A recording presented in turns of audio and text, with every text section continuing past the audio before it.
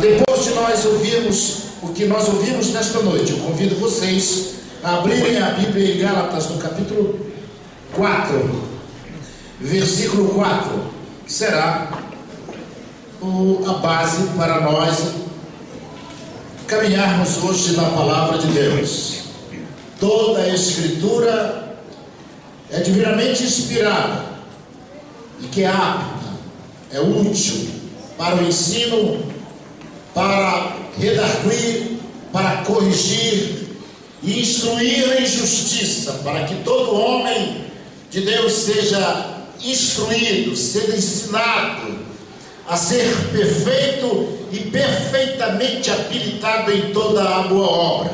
Portanto, Gálatas capítulo 4 é por onde nós iremos começar nesta noite. Apóstolo Paulo escreve aos irmãos na Galácia, no capítulo 4, versículo 4, da seguinte maneira: mas quando chegou a plenitude do tempo, Deus enviou o seu Filho, nascido de mulher, nascido debaixo da lei, a fim de redimir o que estavam sob a lei, para que recebêssemos a adoção de filhos, Irmão, nesta noite nós já aprendemos muita coisa. Eu aprendi muita coisa hoje com aquela literatura de cordel, muito interessante, e já não precisava mais nada. Depois que ele falou aquilo, eu digo, vou fechar minha Bíblia e vou embora para casa. Depois veio a participação do coral, belíssima participação das crianças do coral, e o tema foi um só: a focalização do Natal. Mas o que seria Natal? O que é Natal? O irmão há pouco mencionou isso no seu trabalho poético, quando indagou o que é o Natal, o que seria o Natal. Mas vamos à palavra de Deus, a Bíblia, que é de onde nós extraímos toda a lição, todo norteamento para a nossa vida espiritual está na Escritura. Jesus disse que nós erramos por não conhecermos a Escritura e nem o poder de Deus. Ora, se o erro vem pelo desconhecimento da palavra de Deus, então é obrigação, é dever nosso examinar, estudar a palavra de Deus. E nosso propósito nesta noite é começar em Gálatas e descortinar as verdades da Bíblia concernente ao que já foi dito nesta noite, o nascimento de Jesus. E o texto de Gálatas diz que, chegando à plenitude dos tempos, Deus enviou o seu Filho, nascido de mulher, nascido sob a lei. O que vemos aqui é um quadro em que mostra que Jesus, sendo Deus, passou pelo método humano para habitar entre nós e ser como um de nós, porém sem pecado. Viveu como qualquer um de nós, veio para sofrer, veio para vivenciar os sofrimentos humanos e morrer numa cruz. Para isso é que Jesus veio. No tempo certo de Deus, Deus o envia. Ele, santo Deus, se fez homem. E nesse processo, ele, Deus, Jesus, o nome humano, ele se esvazia de si próprio para ser igual a nós.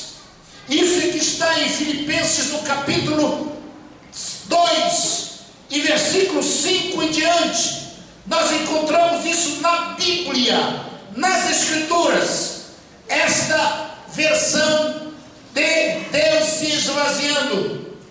Seja a atitude de vocês a mesma que Cristo Jesus, que, embora sendo Deus, não considerou que o ser igual mas esvaziou-se a si mesmo, vindo a ser servo, tornando-se semelhante aos homens, e sendo encontrado em forma humana, humilhou-se a si mesmo, e foi obediente até a morte, e morte de cruz.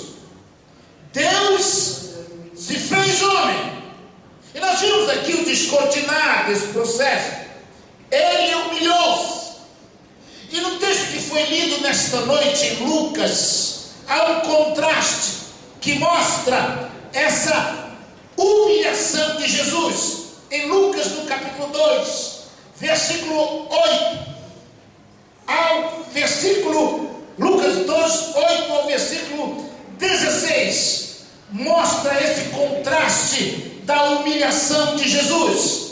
Vejam o que foi dito antes aqui. Havia pastores que estavam nos campos próximos, e durante a noite tomavam conta dos seus rebanhos, e aconteceu que o anjo do Senhor apareceu-lhes, e a glória do Senhor resplandeceu ao redor deles, e ficaram com medo. Mas o anjo lhe disse: não tenham medo, estou lhes trazendo boas novas de grande alegria, que são para todo o povo. Hoje, na cidade de Davi, lhes nasceu o Salvador, que é Cristo, o Senhor. Veja, Deus vindo à terra, o Senhor, o Salvador, o Cristo, o Messias, Senhor. Mas olha o contraste com a humilhação desse Deus que fez carne, que fez homem. Olha o que diz no versículo 12: isto lhes servirá de sinal: encontrarão o bebê envolto em panos e deitado numa manjedoura. Você já foi para o shopping essa semana ou a semana passada, e você vai encontrar um presépio ali, e um quadro montado, figura de um bebê deitado num bercinho, cercado de pastores e magos, e José e Maria. Há um quadro mentiroso nisso tudo, mas entretanto o contraste aqui está estabelecido. O Deus que se fez homem, e de forma mais humilhante possível. Um Deus que poderia ter nascido num palácio, na nobreza.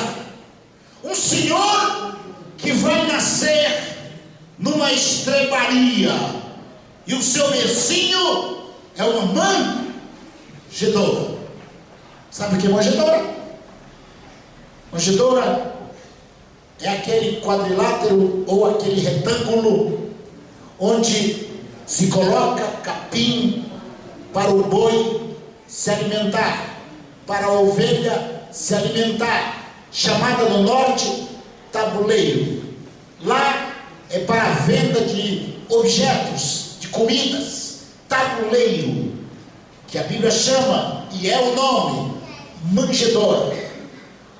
Percebeu que Deus vai tomar a forma humana, viver como eu e você, e como Deus nasce no lugar humilde, Ele vai nascer e ocupar o lugar onde o boi come capim.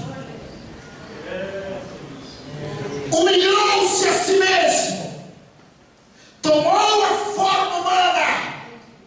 Essa foi a postura do próprio Deus, o Filho, tomar o nosso lugar aqui na terra, num verdadeiro Natal.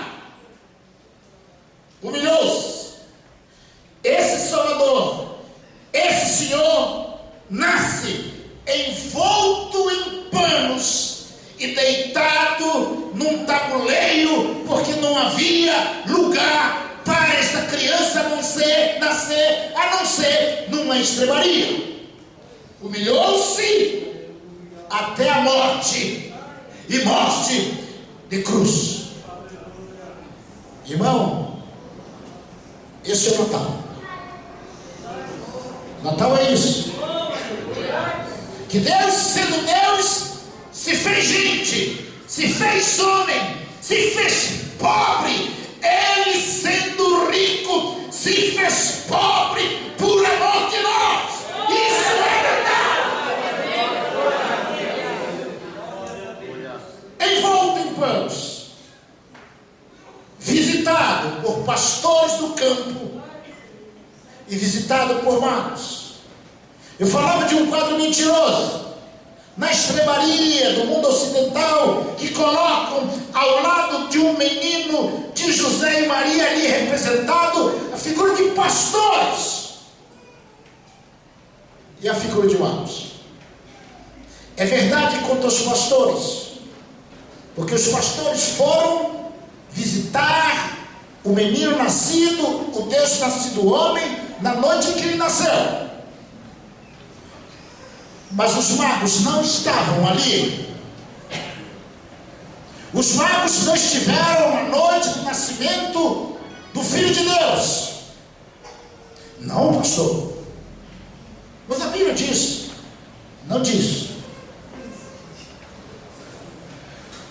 Magos eram estudiosos dos astros que habitavam lá na Mesopotâmia, hoje chamada Iraque, e outra Irã, 1440 quilômetros distante de Jerusalém. 1440 quilômetros distante de Jerusalém. Na época, levava 4 meses para cobrir essa distância. 4 meses. Não havia avião, não havia carro, trem-bala. O transporte era camelo, o melhor. 1400 quilômetros de distância. Quando eles viram a estrela do rei que nasceu, eles saíram de lá depois para Jerusalém. No mínimo 4 meses. E o que diz o texto de Lucas? Que os magos foram a Jerusalém, onde nasceu o rei de Israel, e foi chamado os estudiosos e disseram em Belém. E eles foram para Belém. Mas antes Herodes, preocupado com a perda do poder, porque ouviu dizer que um rei nasceu. E para Herodes, que tinha horror de adversário, com medo de perder o poder, mandou matar muitos dos seus parentes com medo de perder o poder. Até a sua mulher Mariane mandou matar, seu filho mandou matar, porque para ele, doentio, era uma ameaça ao seu poder. E quando chegam os magos, depois de viajar 1440 quilômetros, onde está o rei de Israel? Ele, mas que rei? Manda chamar os estudiosos, os principais sacerdotes, os escribas. Onde é que vai nascer esse rei? Em Belém. E ele habilmente, satanicamente, diz: olha, vocês vão lá, veem onde ele está, e depois vocês voltem para que eu vá e vá adorá-lo também. E corte a sua cabeça. Essa é da minha Bíblia. Que ele queria era matar. Os Herodes e os magos vão lá, encontram o quê? O bebê na manjedoura. É isso que a Bíblia diz. Encontra o menino e a sua mãe, o menino e a sua mãe na casa. Não é na manjedoura, não. Jesus, quando os magos chegam, deveria ter pelo menos de 6 meses a 1 ano. Pelo menos. Os magos, estou me referindo aos magos que vieram do Oriente, 1440 quilômetros. E na Bíblia não diz que eram 3. Isso é a Igreja Católica que diz que eram 3 magos. Irmãos, esses homens eram os homens mais considerados daquele reino. O reino precisava de homens que estudassem as estrelas, por causa das orientações para os governos que acreditavam na força dos astros. Eram homens importantes, eram homens que saíram do seu país para outros com grandes caravanas, com todo um aparato militar para defendê-los de ladrões e assaltantes. Era uma caravana que veio, não era 3 magos. Pastor, mas está na Bíblia. Quem foi que disse? Está na sua Bíblia 3 magos? Tá? Não, mas eu sempre li, pastor, que era 3 magos. Quem foi que disse? Você não leu nada. Você trouxe isso do catolicismo romano e da tradição, que a Bíblia não diz que é 3 magos. E a outra tradição católica que dá até nome para ele: Baltazar, Belchior e Gaspar, que um era negro, outro amarelo e outro era branco, representando as 3 raças maiores das pessoas. Mas o que está na Bíblia? Examinai as Escrituras. Pastor, uma das maiores preocupações minha hoje em dia é fazer com que crente examine as Escrituras. Estude as Escrituras. Esteja sentado aqui, ouvindo o pregador, mas fazendo igual Bereano e Áquila e Priscila, conferindo. Pastor, ele está dizendo que não é 3, mas na minha Bíblia diz 3. Quem foi que disse? Tem 3 mesmo? Confia! Mas onde é que está? 4 meses que está falando aí que levaram. Na Bíblia. Não está, Lucas, não está na Bíblia. Tá? Está. Quer ver? Esdras. Onde que tem esta, pastor? Onde que é esta? Vira. Esdras, tem esta na Bíblia? Antigo Testamento, viu? Isso aqui é para fazer vocês estudarem Bíblia. Esdras, capítulo 7. Esdras capítulo 7, nós vamos encontrar lá. Isso que o pastor está inventando aqui. Eu nunca ouvi falar nisso, pastor. E você lembra essa história aqui? Vamos ver se a Bíblia diz isso que o pastor está falando. 7. Que os magos levaram 4 meses de lá onde saíram, quando viram a estrela, e vieram para Jerusalém. Capítulo 7, e versículo 8 e 9. Esdras chegou a Jerusalém no 5º mês do 7º ano desse reinado. No 1º dia do 1º mês, e saiu da Babilônia, essa região onde os magos saíram. No dia 1º mês, ele saiu da Babilônia e chegou a Jerusalém no 1º dia do 5º. Quantos meses? A viagem? Hein? 4 meses. Está aqui na Bíblia. Ué, não sabia que estava, não. Você vai ler. Examinai as Escrituras. Examinai as Escrituras. Errais, não conhecendo as Escrituras, nem poder de Deus.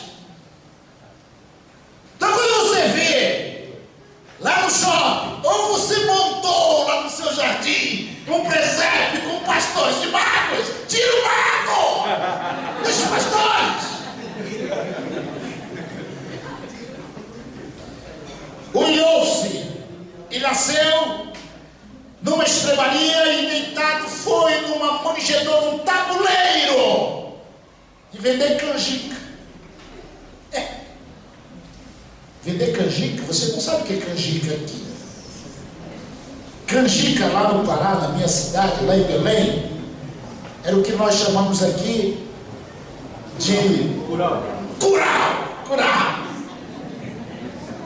Minha avó fazia curau, endurecia o curau, ela cortava em pedacinhos e botava na manjedoura, no tabuleiro, para eu vender. Por que eu estou fazendo isso? Para você saber o tanto que Jesus se humilhou sendo Deus. O bercinho dele foi tabuleiro. Pois bem, esse que se humilhou tanto, a ponto de ser visitado tanto pelos ilustres como pelo desprezado, porque na época esses pastores do Evangelho de Lucas, que receberam a notícia dos anjos à noite acerca do Natal, hoje vos nasceu o Salvador, que é Cristo Senhor. Eles eram desprezados. Vocês sabiam, pastores, que esse nome era desprezado pelos judeus, exercício da ficção, quando Jesus nasceu? Eram desprezados pelos religiosos, pela elite religiosa, pastor. Era algo desprezível, porque cuidava de animal para o sacrifício e não cumpria os rituais religiosos. Daí o desprezo com eles. Mas é para esse desprezado que Deus manda essa boa notícia, a notícia do Natal. Irmão, se você se sente tão pequeno e tão desprezado, mas você anda contrito na presença do Senhor, você é grande diante do Senhor. Aleluia! Louvado seja o nome do Senhor.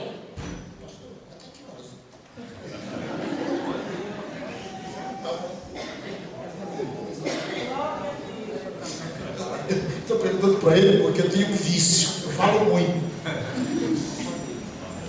Mas eu começo a ensinar, depois eu começo a ir embora. Pois bem, esse que sendo Deus nasce como todos nós nascemos de uma mulher. Aliás, foi dito aqui, mulher ilustre. Irmãs, jovens e adolescentes, Maria não era uma mulher que já estava passando da idade de casar e tem que casar de qualquer maneira. Não era. Maria tinha 13, 14 ou 15 anos no máximo. No máximo. Na cultura judaica, a mulher nascia para ser mãe. E toda mulher judia queria ser mãe. À espera de que se cumprisse nela a promessa da vida do Messias. Toda judia tinha como objetivo ser mãe de muitos filhos. Aí você entende a angústia de Ana, que não tem filhos, e tem uma competidora que tem muitos filhos. Mas nesse caso de Maria, uma menina de 13, 14 ou 15 anos, estar grávida sem antes ter casado, já foi dito aqui. Irmãos, é muito fácil ser crente quando tudo está bem. Agora, quando Deus pede a você que submeta à vontade dEle, mesmo que essa vontade dEle traga a você muito problema, porque a gente acha que Deus não dá problema para a gente.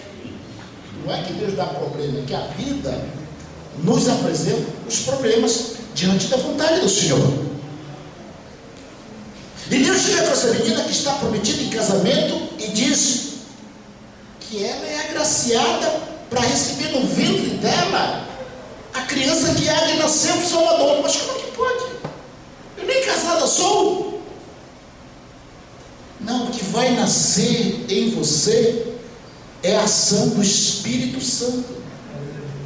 Ela ficou intrigada. O seu casado como vai nascer? E o anjo fala para ela que ela vai dar à luz uma criança. As consequências para essa menina, serva do Senhor, eram terríveis. Ela poderia ser apedrejada pela cultura judaica. Uma mulher que aparece grávida sem ser casada, ainda prometida e não ser do marido, deveria ser apedrejada. Mas diante do que Deus coloca para ela, ela não se apavora, ela não se desespera, não puxa o cabelo. Ela diz: eu sou a tua serva, faça-se em mim segundo a tua vontade. Aleluia! Ser crente é isso. Mesmo a peso do seu prejuízo pessoal, se Deus lhe pediu algo para fazer, diga como essa menina: eu sou teu servo ou tua serva, faça-se em mim segundo a tua vontade.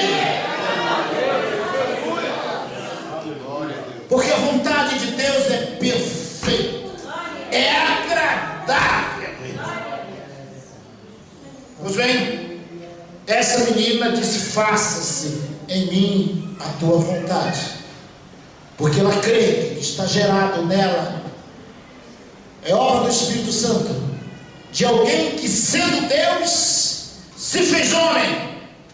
Mas olha o que a Bíblia diz deste ser. João vai descrevê-lo sobre outro aspecto no seu evangelho. No princípio era o Verbo, e o Verbo era Deus, e o Verbo estava com Deus. Desde o princípio, João vai dizer no seu capítulo 1, versículo 1 e 14, estas palavras cheias de autoridade acerca deste que se fez homem. Sendo Deus, se fez homem.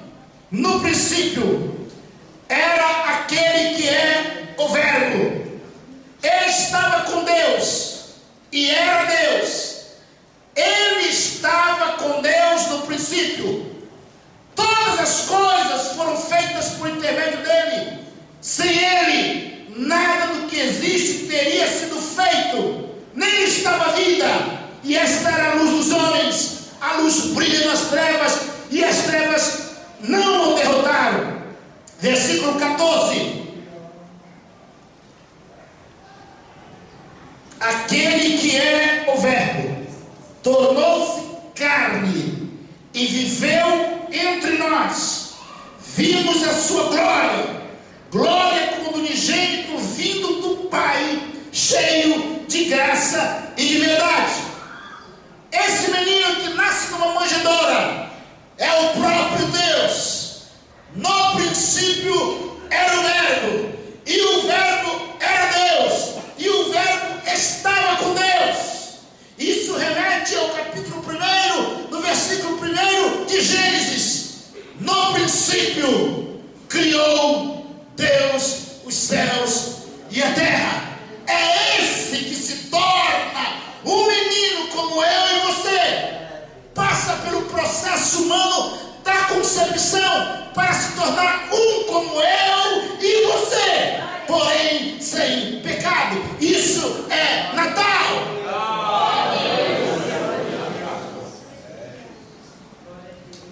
Ele era desde o princípio. João no capítulo 17, versículo 5. Ele já adulto, ele já com seus discípulos, ele vai dizer, na oração sacerdotal, próximo já à sua morte, ele diz: e agora, Pai, glorifica-me junto a ti, com a glória que eu tinha contigo, antes que o mundo existisse. Aleluia! E numa refraga com os religiosos da sua época, com os fariseus e os escribas, no capítulo 16 e versículo 28, ele vai estabelecer, 16, 28 de João, ele vai dizer: eu vim do Pai e entrei no mundo, agora deixo o mundo e volta para o meu Pai.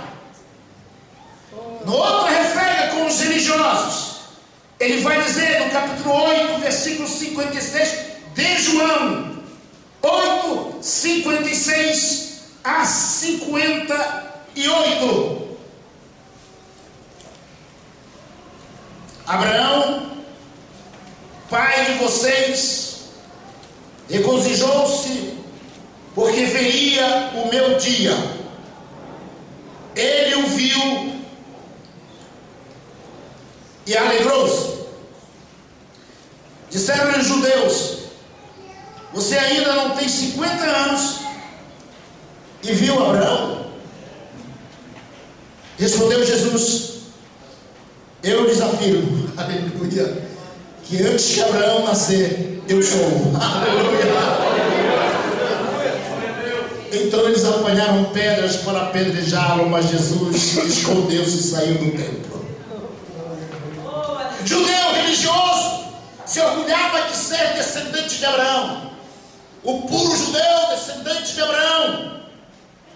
E aí debate-se com esse Jesus, e Jesus vai dizer para eles a importância de Abraão. Procede, mas o Abraão, pai de vocês, ele regozijou-se por ver o meu dia e viu. E quando Jesus disse para ele: mas você tem 50 anos e você diz que viu Abraão? Antes que Abraão existisse, eu sou. É o próprio Deus encarnado a invocar para si perante os homens que Ele é divino, Ele é Deus, aleluia. E Ele invoca para si o que está dito em Êxodo 3, quando Moisés disse: eu vou ao Faraó. Tudo bem, mas Faraó vai perguntar: qual foi o Deus que te mandou? O que eu vou dizer para ele? Deus se revela a Moisés e diz: você vai dizer: eu sou, me mandou. Aleluia. Aqui está Jesus dizendo que é Deus em forma humana, mas sem pecado. Esse é o Natal. Deus se fazendo homem. Ele veio para salvar. Jesus se tornou menino no Natal com um propósito. Veio para salvar. Hoje vos nasceu o Salvador, que é Cristo, o Senhor.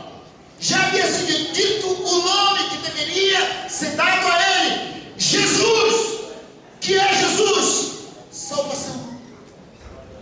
Jesus veio para salvar. Sabe por que nós estamos aqui? Porque Jesus veio para nos salvar. Louvado seja o nome do Senhor.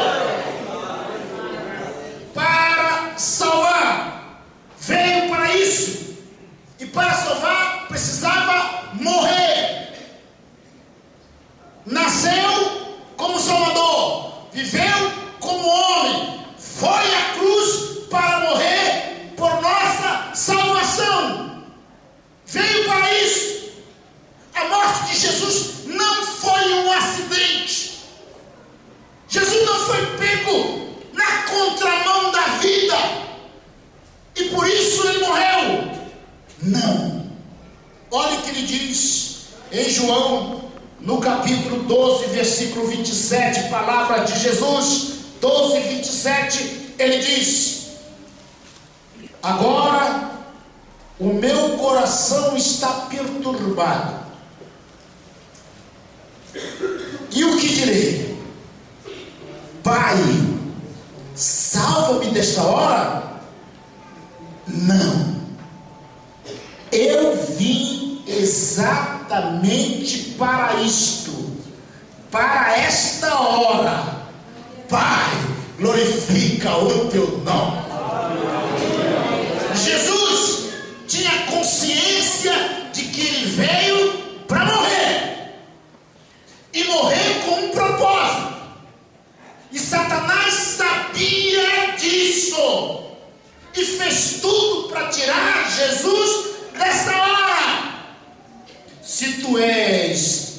Deus manda que essas pedras se transformem em pães.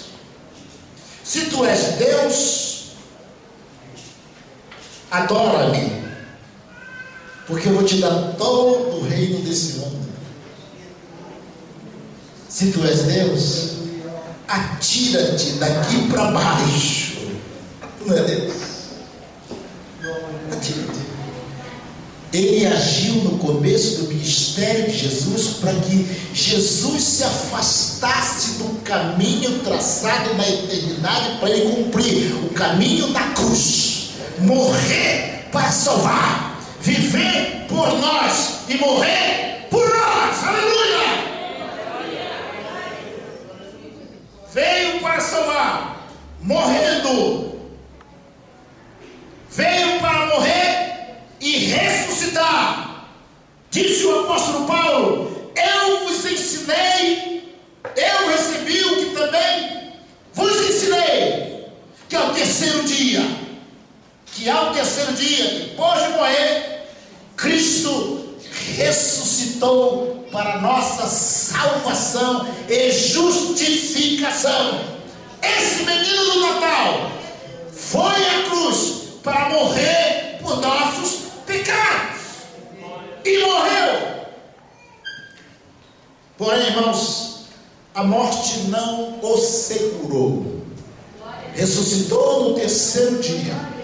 E depois de viver 40 anos, 40 dias após a ressurreição, ele vai ao assunto ao céu.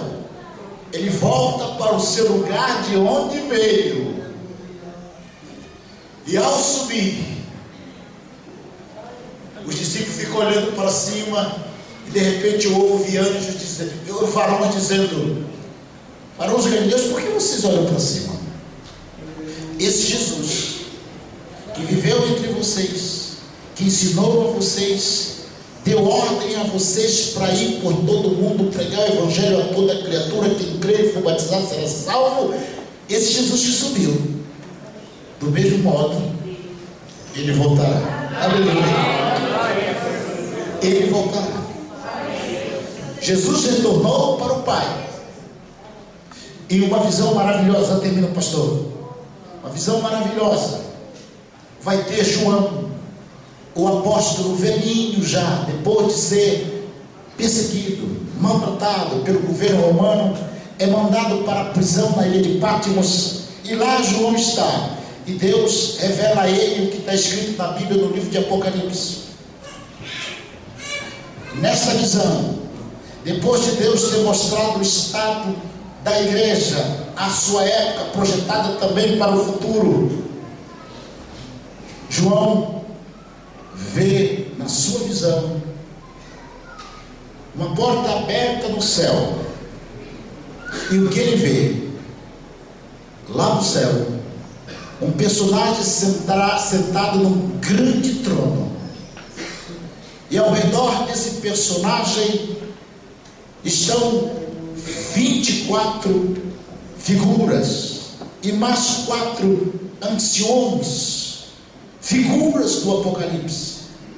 Mas o que é importante aqui frisar, que nessa visão de João, desse trono e desses personagens do capítulo 5 de Apocalipse, é que ele vê que na mão do personagem do trono do centro está um livro em forma de rolo, porque era assim que os livros eram confeccionados, escrito por dentro e por fora, selado com 7 selos. E o personagem está com esse livro na mão, e ninguém, nem na terra, nem debaixo da terra, nem acima da terra, nem no céu, em lugar algum no universo é capaz de pegar aquele livro, nem sequer de olhar para o livro.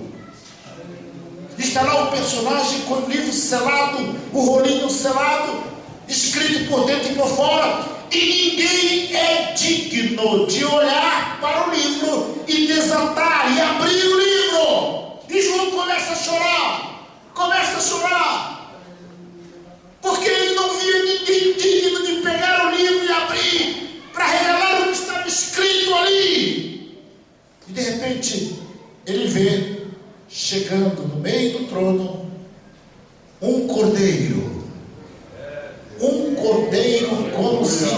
estivesse morto, como se tivesse morrido. Aleluia! Quando entra o Cordeiro, toda a miríade celestial se curva diante do Cordeiro. O anjo avisa João: não chores, porque eis aí aquele que morreu e ressuscitou, e é digno de abrir o livro e desatar os seus selos. Aleluia! E quando o Cordeiro pega o livro, todo o exército celestial se curva e canta-se o grande hino celestial e universal do capítulo 5 do Apocalipse. Quando o Cordeiro pega o livro, canta-se no céu o hino celestial: tu és digno de receber o livro e de abrir os seus selos, pois foste morto, e com teu sangue comprastes para Deus gente de toda a tribo, língua, povo e nação. Tu os constituíste reinos e sacerdotes, e para o nosso Deus eles reinarão sobre a terra. E no versículo 11, 12: e cantavam em alta voz: digno é o Cordeiro que foi morto de receber poder, riqueza, sabedoria, força, honra e glória e louvor. Versículo 13: aquele que está sentado no trono e ao Cordeiro seja o louvor, a honra, a glória e o poder para todos sempre. Louvado seja o nome do nosso Senhor. Isso é Natal. Essa é a história do Natal. Portanto, é mais do que um presépiozinho, é mais do que troca de presente, é mais do que aquela mesa farta que você já programou para reunir todos os parentes para a comemoração do Natal. Natal é o nascimento de Deus em forma humana para morrer por mim e por você, ressuscitar, ascender ao céu, mas que brevemente há de voltar para buscar o seu povo. Isso é Natal. Que Deus nos abençoe, irmãos. Que Deus esteja com os meus amados irmãos neste Natal. Amém.